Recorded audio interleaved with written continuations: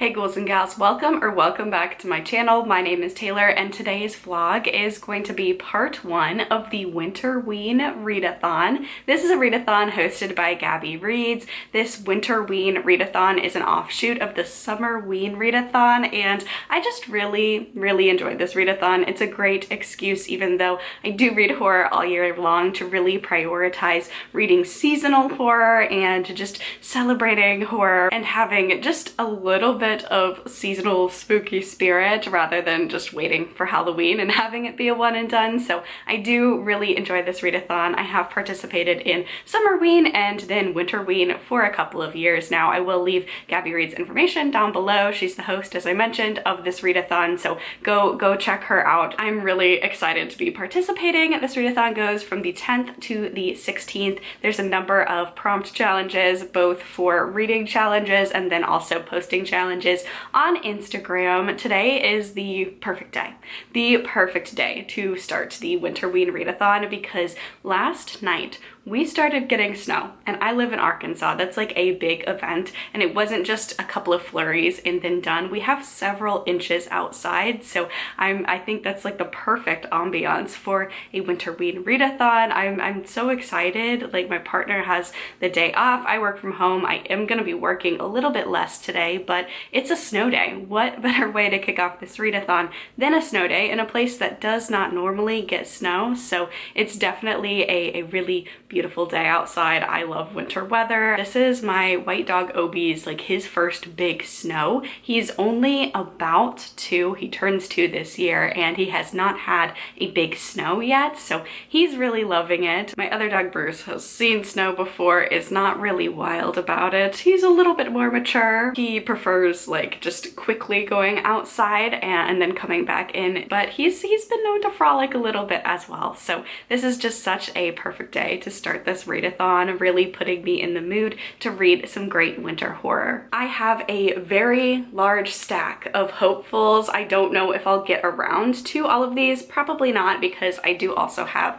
some books checked out from Libby for this readathon. There is a challenge to read an audiobook, I think ebook maybe? No, novella, manga, or a spooky audiobook. So I do have some audiobooks checked out from the library as well. So this is not even my full TBR, but I'm a mood reader, so the TBR is a little bit bigger than what I'm hoping to accomplish. It just leaves me room to have like a set selection of books and then just be able to mood read from there. So I did try to pick books that fit the prompts, of course, and then also had to deal with the winter, or were set in the winter, had winter ambiances. So I'm very excited to dive into these books. There were some of them that I have just been craving reading for a little bit, and I've been holding on until this readathon. So plans for day one. My first book, I want to start out with a shorter read just so I feel accomplished. I'll have completed something by day one of this readathon, hopefully. So the first book is You Should Have Left by Daniel Kehlmann, and this is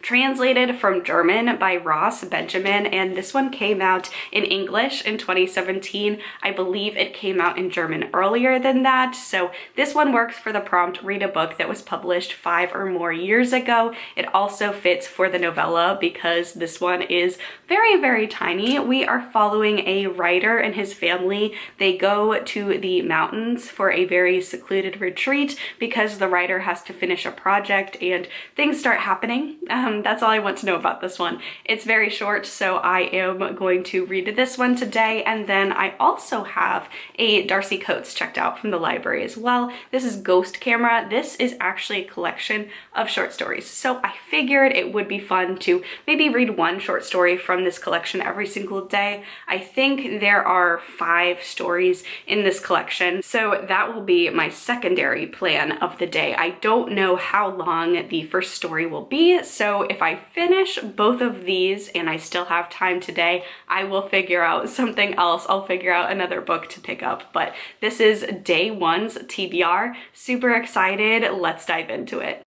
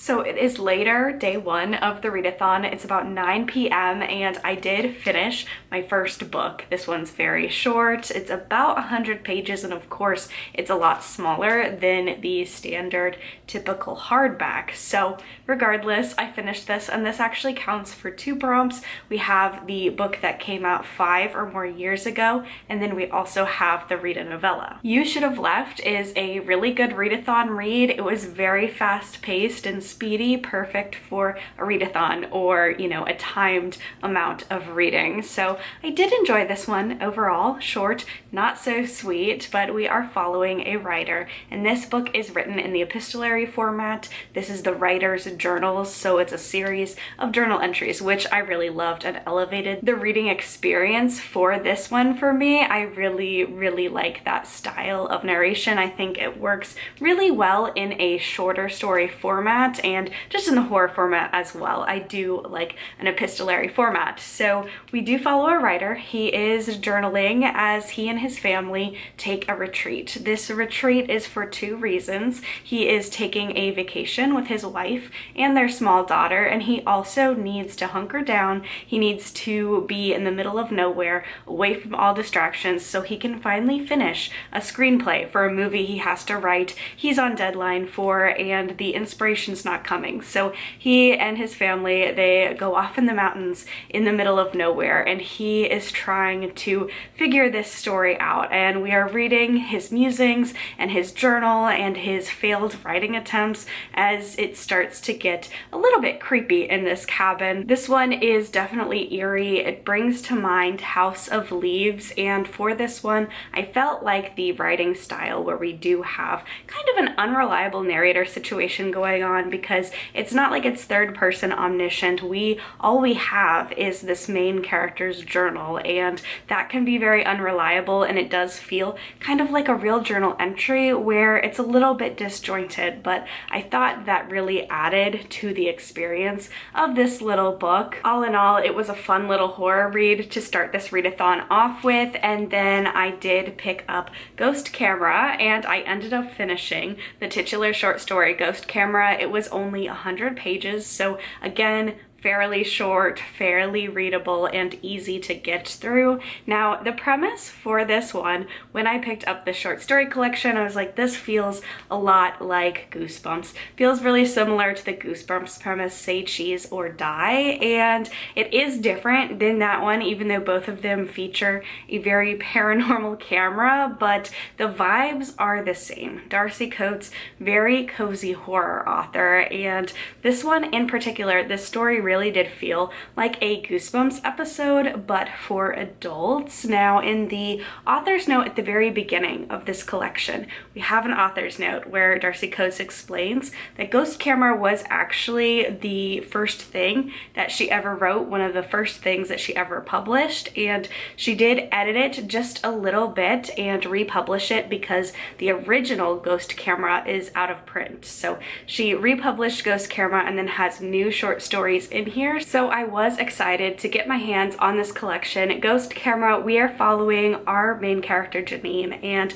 at the very beginning of this story, she is at a wedding and she is taking photographs for the bride and groom. She gets a moment of inspiration and climbs up to the top of a lighthouse to take an aerial view of the wedding for the happy couple, and she finds a very old analog camera at the top of the lighthouse. She's struck by inspiration, takes a photo, and brings the camera with her, doesn't think much of it, but then she discovers the next day this Polaroid camera has captured not only the guests at the party, but some ghosts on film. So her and her best friend experiment with this camera, realize it is not a fluke, that the camera is capturing ghosts. But what is troubling about this revelation is not only does this camera capture ghosts, but the more and more photos that Janine and her best friend take, the more it it seems like the ghosts are seeing the camera and starting to acknowledge Janine, and maybe not just in the photos, but in her real life as well. So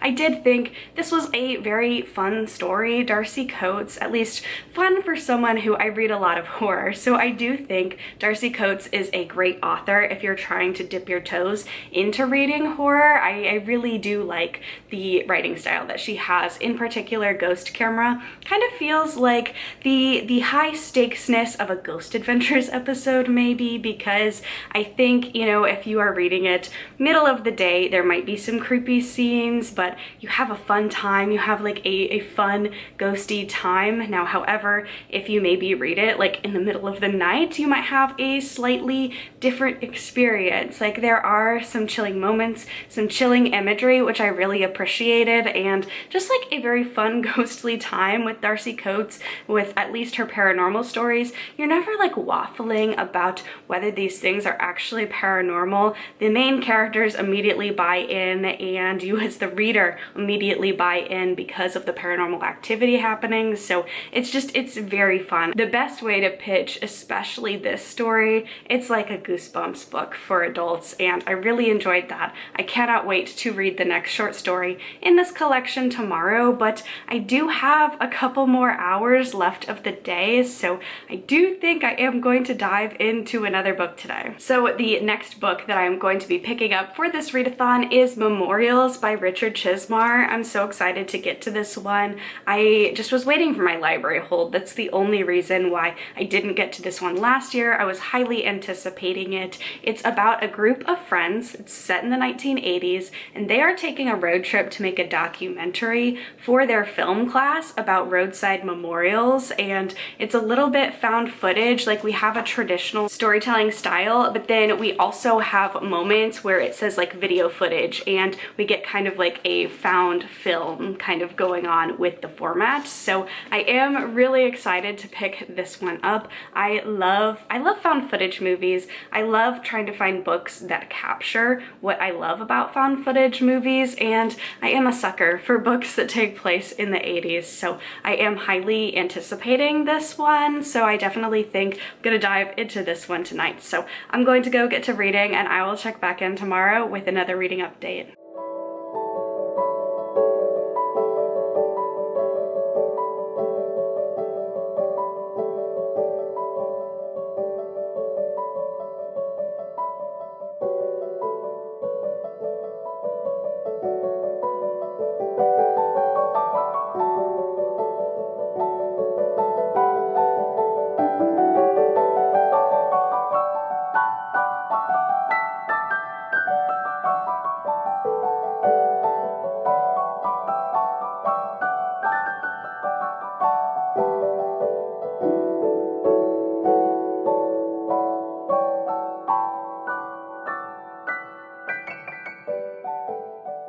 Happy day 2 of the Winterween readathon. It is still very snowy outside. I do have a feeling that it's not going to be as snowy tomorrow because it already has warmed up quite a bit. So I do think this is going to be the last snowy day of the Winterween readathon, but today has been just very, very laid back. I did sleep in because last night me and my partner stayed up pretty late and actually watched Stopmotion. This was a 2024 movie release that just came to Hulu, and I had really been wanting to see it, and it was a lot. I really liked it. There's actually like stop motion animation woven throughout this tale, as we are following a stop motion artist whose work kind of gets away from her, and I thought this was such an interesting concept. It's an IFC film, and I've noticed that whenever I watch a horror movie from that production company, it's going to be a crazy time. I think they also did Censor,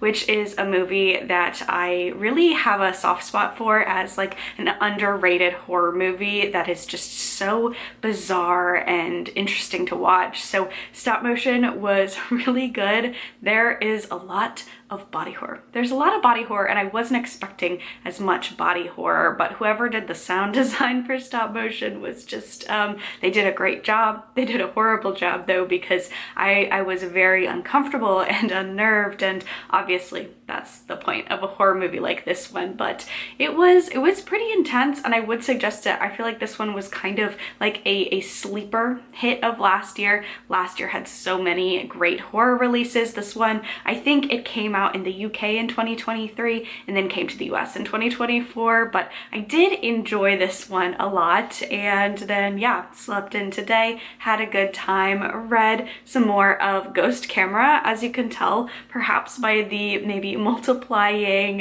post-it notes at the top of this book. There's actually more than 5 short stories. I hadn't anticipated that. The first go around I was putting post-it notes in, I missed some of the stories because some of the stories in here are about 5 to 10 pages long. So there are 9 stories in here, and some of them are quite short, so it'll be no problem to double up on some of the days. And that's actually what I did today. Was I read 2 short stories in this collection, and the first one was very short. It was 10 pages, if that. It was called Payment for the Dead, and this one was actually historical horror, which is new for Darcy Coates, I feel.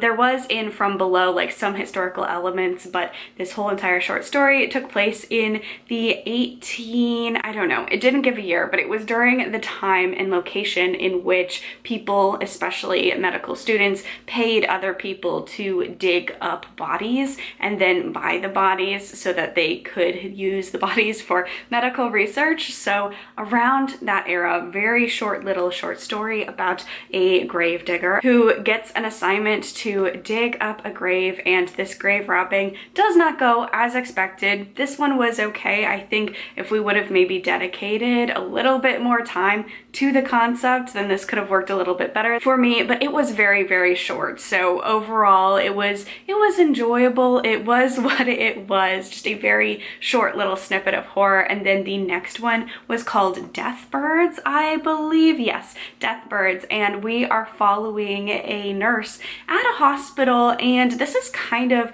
a little bit sci-fi futuristic because we're following a timeline in which everything is the same to our day-to-day, but there are these things called death birds. They just appeared about 20 years before the start of this short story, and the death birds appear when someone is about to die. They do not cause the death, they're just kind of like an omen of death to come. So as you can imagine, our main character is very familiar with death birds because he works in an ER. He's a nurse in an ER. He sees a lot of people unfortunately pass away, so there are a lot of death birds hanging around. We follow him during one day at the hospital where a huge amount of death birds start showing up, even more than is typical for a busy day at the ER, and something horrible is going to come with a lot of death. We also explore kind of the origins of the death birds and how they just appeared suddenly one day and society had to react. This one was about 50 pages, and I didn't love the ending, but I did really enjoy the concept. I thought the concept was super unique, and honestly, like with the suggestions of the chaos and the kind of a little bit of apocalypse for the first couple weeks after the death birds show up for the first time, this honestly could have been a novella on its own. So I did enjoy the second short story I read today more than the first, but both of them were enjoyable, and I think tomorrow I'll probably read another 2 more in Ghost Camera. So this one is still going well so far. And that brings us to my other book that I'm currently reading, which is Memorials. I only got about 50 pages into this one because, like I mentioned before, we watched a movie last night, and then I also was reading Ghost Camera today. So I think honestly, potentially, I could count this book as the book that I'm reading at night or in the dark, because I did not start this one until late last night, and I don't know if you can tell with the lighting situation, but the sun is already setting. It's like 4 o'clock. Yeah, it's 4 o'clock on the dot actually. So it's 4 o'clock. The sun's already setting. So if I hold off after this update for about 30 minutes or so, then I could definitely read this one in the dark, and I think that might be the way to go, because 50 pages in, we haven't gotten to a lot of horror yet, but we are building up the story. We're being introduced to the main characters, and I'm really intrigued. I have a really good feeling about this one. Sometimes, I don't want to jinx myself, but sometimes with books, you read the first couple of pages and just get a good feeling. So hopefully that good feeling continues on through my reading today, but that is going to be pretty much the end of this update. I think I should have some more reading time tonight. I don't think we're going to watch a movie, so yeah, I think I'm going to dive into memorials as soon as the sun sets, and I will update y'all tomorrow with another reading update.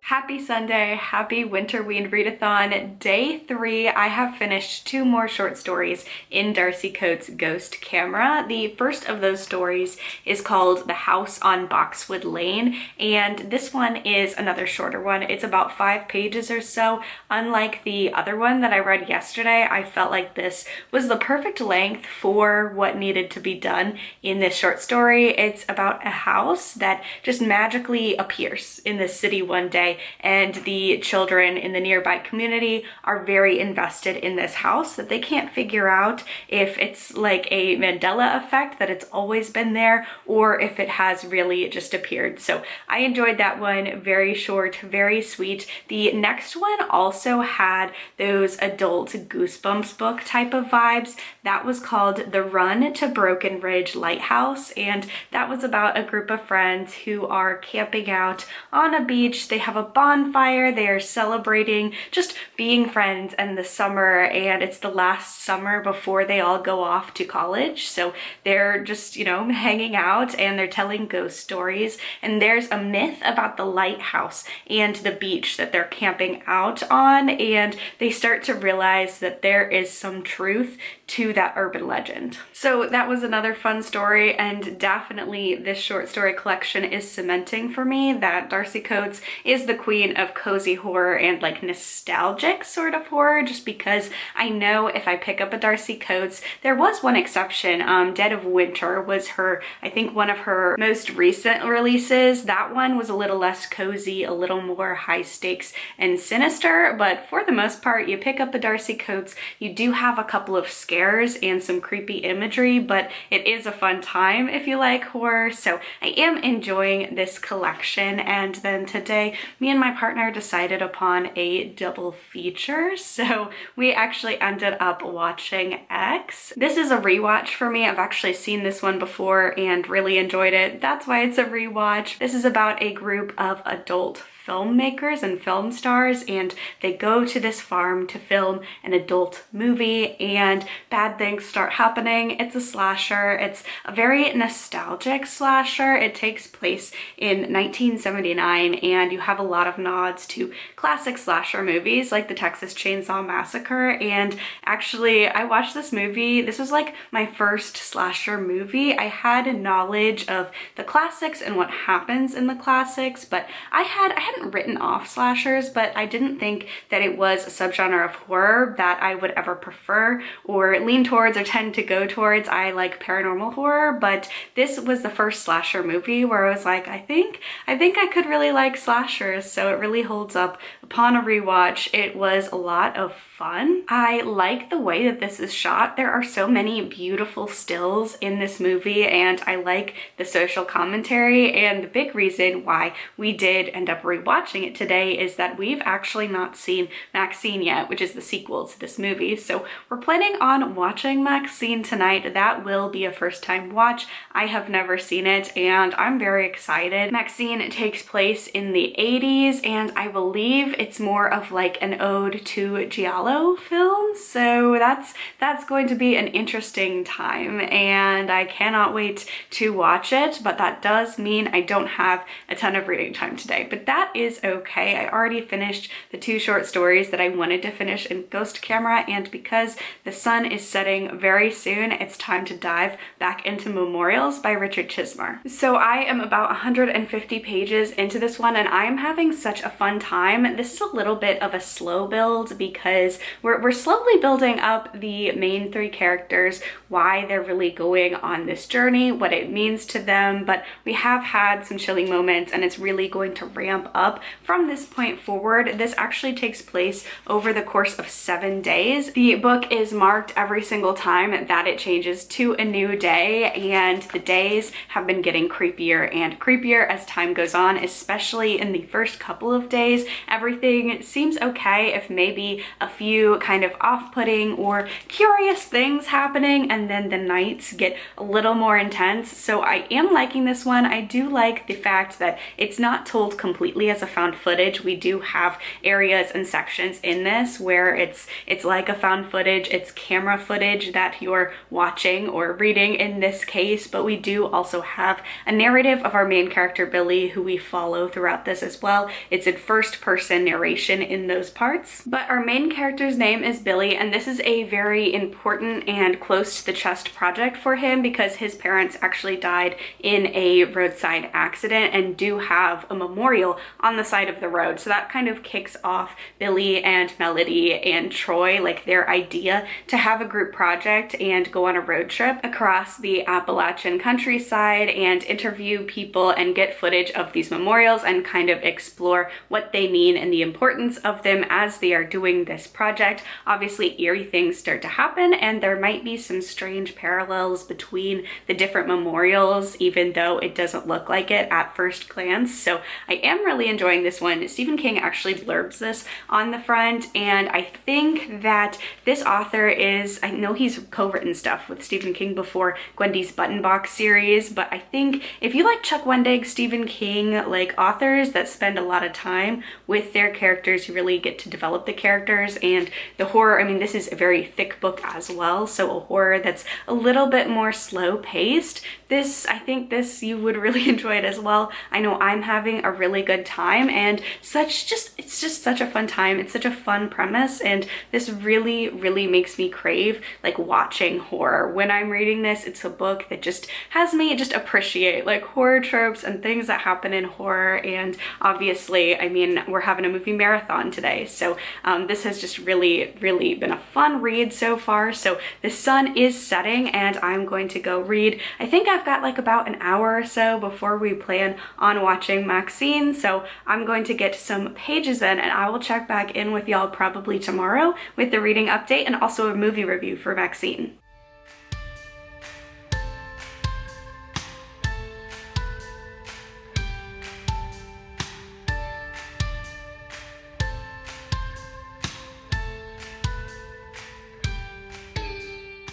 Happy Winterween day 4. Last night we did end up watching MaXXXine, and overall I did really enjoy this movie, which was great because honestly I had kind of put this one off because I heard a lot of really negative and just lukewarm reviews on this movie. So I was really worried, as someone who really loves X and really respects the art that is Pearl, I was really worried that this was not going to be a great conclusion to the series, but I did end up really loving it, which is great. This is the direct sequel to X. In 1980s Hollywood, adult film star and aspiring actress Maxine Minx finally gets her big break. But as a mysterious killer stalks the starlets of Hollywood, a trail of blood threatens to reveal her sinister past. Overall, this was a really fun movie. It takes place in the 80s. I liked the nods to Giallo film, and I think where this one falls a little flat is both X and Pearl, you can watch them individually. You can watch Pearl and never watch X or MaXXXine, and you can watch X and not watch MaXXXine or Pearl, and this one is the direct sequel to X. So you can't watch this as a standalone film, which I think was a strength of the other two, was that they were just so different, and also they stood on their own as opposed to needing to be a part of a contained trilogy. So there was that one, and then this one I think was just like the least unique in terms of high concept, and just because, you know, we've seen, like, the 80s is such a popular decade to do films, like now in present day, to set a movie in. I get why it appeals to nostalgia, and honestly, I normally like an 80s period piece, so I totally get like why this was set in the 80s. It just didn't have that wow factor that the other two had, if that makes sense. However, I think this one is the most rewatchable. I think it's the most fun, and as someone who loves horror movies, I think this is the one I could see myself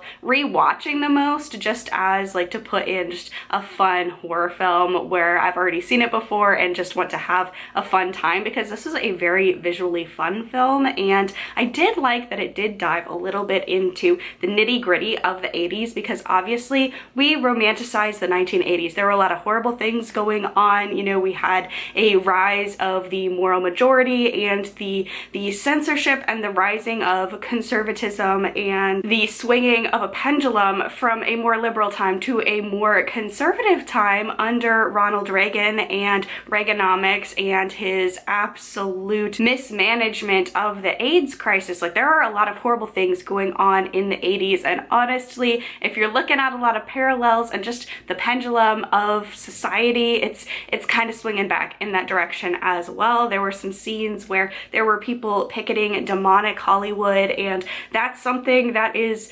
occurring again, is that people are accusing things of being demonic just because they're in Hollywood. I mean, specifically with the fires that are going on right now in Los Angeles and surrounding neighborhoods. And I know not everyone, there are so many helpers, and there's such like a sense of community and people gathering together and banding together to help fellow man. That's amazing, but it's also really jarring to see there's like a large amount of people and some like very heavy-hitting influencers and large viral tweets blowing up saying that it's God's punishment, that it's God's punishment, like it's the end of days, and it's also God's punishment for the immorality of California. And that's scary. That's scary to see those values claiming that anything that isn't like straight white Christian and super puritanical, anything that's not that is demonic. That's scary. That's a scary parallel to see. So I do think that we may see a lot of 80s period pieces, and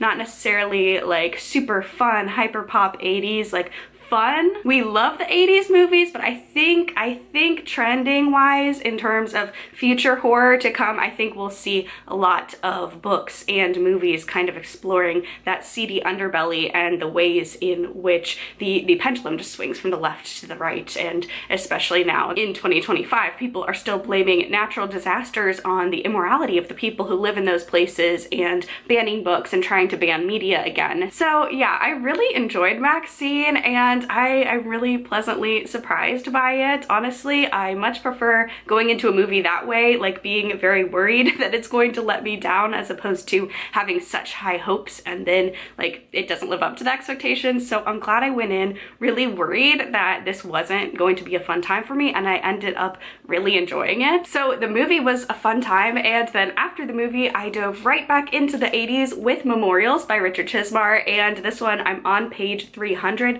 We just reached night 6 or day 6, and things are going down. I really like this one. This is definitely a slow burn. I don't think I can emphasize that enough. Like the sense of unease and the sense of potentially something not being quite right is there pretty much from page 1, but if you're expecting like outright horror and like off the walls, like extremely concerning and crazy and sinister things happening, this does take some time to get the ball rolling, and I think that's a credit to this book, because I'm so invested. I really like our characters. I like the dynamic that they have, and I think it really worked having just day 1, just a few little things maybe not feeling quite right, but brushing them under the rug and then slowly escalating. It feels very much like a Blair Witch Project in that aspect, and of course, like a lot of found film footage movies in general, I notice as a subgenre those tend to take a little bit of time building up and having a lot of time in the beginning where not necessarily a lot of truly horrific things are going on, but setting up a premise for why they're filming, what is happening with the project and all of that. So I'm enjoying my time. I'm really enjoying my time. I love the fact that we're blending something creepy, a little bit culty, a little bit potentially paranormal going on, and then we're also combining that with some social commentary about the time. Our main character, Billy, is white, and his two friends, Melody is Latina and Troy is black, and even day one, when not a lot like supernatural, paranormal, culty is happening, we have just some situations that occur where Billy realizes for the first time that planning a road trip and driving through the middle of nowhere, through the middle of the mountains in very primarily or only white towns, that could be a dangerous situation in and of itself for Melody and Troy. It's something Billy has never had to think about before. He in fact comes from a town where there's not very many people of color at all, and he feels very guilty for asking his friends to do this with him because he never considered that this might be a dangerous or unsafe or uncomfortable situation for them. And also, this book is really making me feel so grateful for modern technology such as cell phones, because they're traveling, they're on a road trip, and they're pretty much, if they're in the wilderness, they're all on their own. They do not have cell phones. They do not have like a reliable way to be connected with people who love them and care about them. So when they are isolated, when they are driving through these small, very unfriendly towns, when they're camping out in the middle of nowhere, it feels so much more isolated. So there's a lot going on here that I'm really enjoying, and I am going to finish this one tonight. And then today, for my reading plans, I don't think I'm actually going to pick up a short story in Ghost Camera. I think I'll save that for tomorrow, because actually I do have to go to the library tomorrow and return some books that have holds on them. And one of those books that I need to return is in fact a book that I was planning on reading for this readathon. So today I'm going to be starting and hopefully finishing So Thirsty by Rachel Harrison. I have heard this one takes place in the winter, so I am looking forward to that. It's about two best friends and they accidentally stumble into sort of like a vampire orgy from what I've heard. So I'm intrigued about this one. Rachel Harrison, I really enjoy what she does as a horror author. I love her ideas and like the social commentary themes that she explores in her books. Now, her books themselves have been a little bit hit or miss for me. I've enjoyed some, I've DNF'd others, so I am curious to see how this one is going to land for me, but I couldn't resist vampires, and I'm really intrigued. I know this is very, very mixed on the book community. Some people, it was in their favorite books of the year, other people really hated it, so I am curious to see where I am going to land in particular, because some of the books from Rachel Harrison, like I DNF'd Cackle. I know so many people love that one, and actually The Return is one of my favorite Rachel Harrison books, so I am intrigued to see where I'm going to land on this one. So today's reading plans, I'm going to hopefully start and finish this one. I will probably do another little bit of a reading update either tonight or tomorrow to wrap up part one of my Winterween vlogs. I'll have another vlog for the last couple of days as well. So I'm going to go get to reading, and I will check back in later with a reading update.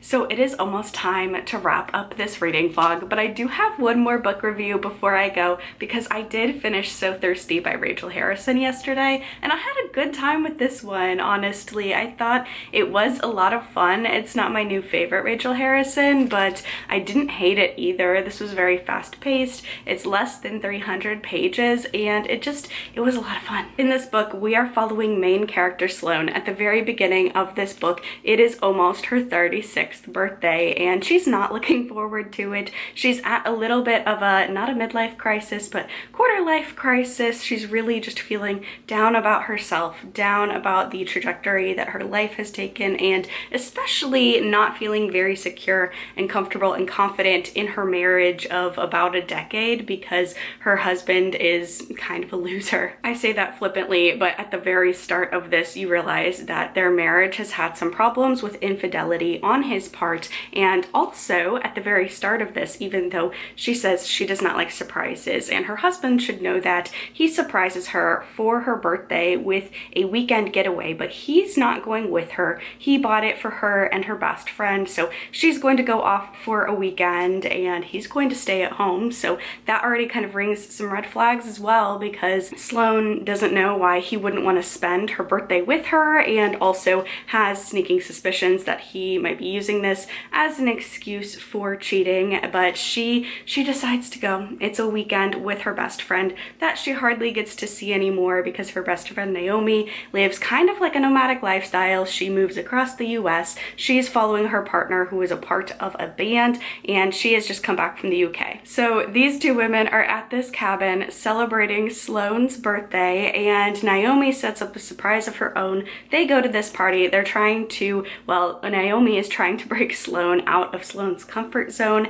and get her feeling better about herself and better about the situation, and she takes them to what turns out to be a vampire orgy. Sloane and Naomi befriend these vampires. They get entangled in their lives, and this kind of turns into a road trip slash Thelma and Louise style of story, where Sloane has to wrestle with the life that she doesn't like but is comfortable in, whether she wants to leave that behind and pursue something a little more for herself but a little more dangerous. So this was fun. I thought the ending was a little bit rushed, and I love a found family dynamic in a vampire story. I do wish there were more in here. I felt like this could have been a longer book, but I had fun. I think Sloane and Naomi, both of them, are very annoying at times on purpose though, just as foils to explore the different ways in which people would respond to the choice of being able to become a vampire. Sloane at times really reminds me of Louis from Interview with the Vampire, just based on the debates about morality that they have within themselves when faced with becoming a vampire. So I do understand how people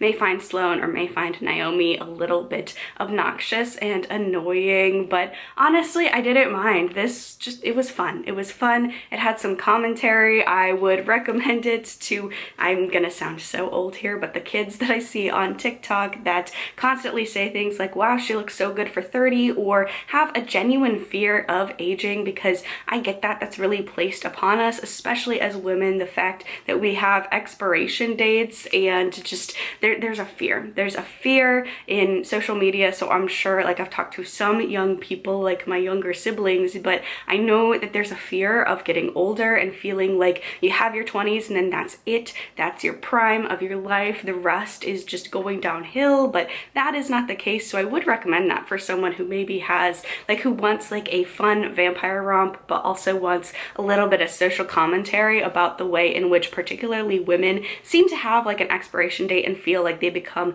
invisible and less worthy in society. So I don't know, I had fun with this one. I really did. So that's another book down for the Winterween Readathon. I have completed now 3 prompts. So moving into the latter half of this readathon, I just have 2 more prompts to go. I have read a book in the dark or at night. I have that with memorials taken care of. I should be finishing that up today, and then read a book with a house on the cover or in the title. So that will be in the next Winterween vlog. I will talk to y'all later. Thank you so much for watching. If you enjoyed this video, please be sure to give it a thumbs up, leave a comment down below, subscribe to my channel, stay safe, stay spooky, and I will see y'all in the next video. Bye!